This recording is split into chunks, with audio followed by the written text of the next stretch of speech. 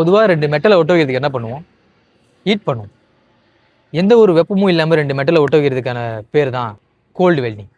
இது விண்வெளியில் ரொம்ப சர்வசாதாரணமாக நடக்கும். இதுக்கு பின்னாடி இருக்க அறிவியல் என்னன்னு நம்ம பார்ப்போம் வாங்க. நம்ம பூமியை சுற்றி வளிமண்டலம் இருக்குது.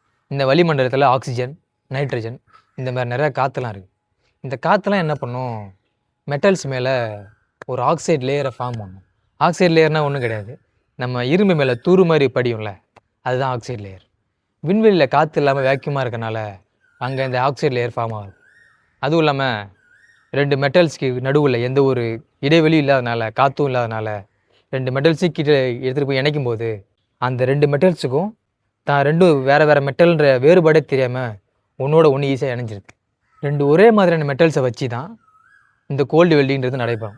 வேறு மெட்டல்ஸ் வச்சு நம்ம இந்த கோல்டு வெல்டிங் பண்ண முடியுமான்னு கேட்டால் பண்ண முடியாது. ஏன்னா 2 மெட்டலுக்கும் வேறு அட்டாமிக் ஸ்ட்ரக்சர் இருக்குது.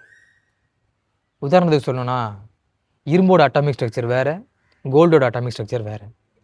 ஸோ அது ரெண்டும் நல்லா ஜாயின் ஆகுமான்னு கேட்டால் ஜாயின் ஆகாது. ஓகே, இந்த கோல்டு வெல்டிங்கிறது ஸ்பேஸில் மட்டும்தான் நடக்குமான்னு கேட்டால் அப்படி கிடையாது, நம்ம பூமியிலையும் பண்ணலாம். அது எப்படி பண்ணலான்னு பார்த்தீங்கன்னா, 2 ஒரே மாதிரியான மெட்டல்ஸ் எடுத்துக்கணும்.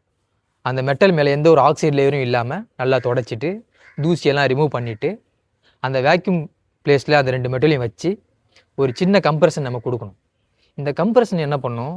தான் 2 வெவ்வேறு மெட்டல்ன்றது தெரியாமல் உள்ள காற்றே இல்லாதனால ஒன்றா இணைஞ்சிரும். இதுதான் கோல்டு வெல்டிங். இந்த விஷயத்தை இதுக்கு முன்னாடி நீங்கள் கேள்விப்பட்டிருக்கீங்களா? கேள்விப்பட்டிருந்தா கமெண்ட்டில் சொல்லுங்கள். இந்த மாதிரியான இன்ட்ரெஸ்டிங்கான விஷயங்களை நமக்கு தெரிஞ்சுக்கணும்னு நினச்சிங்கன்னா நம்ம டச் இன்ஃபோ ஃபாலோ பண்ணுங்கள். தேங்க்யூ.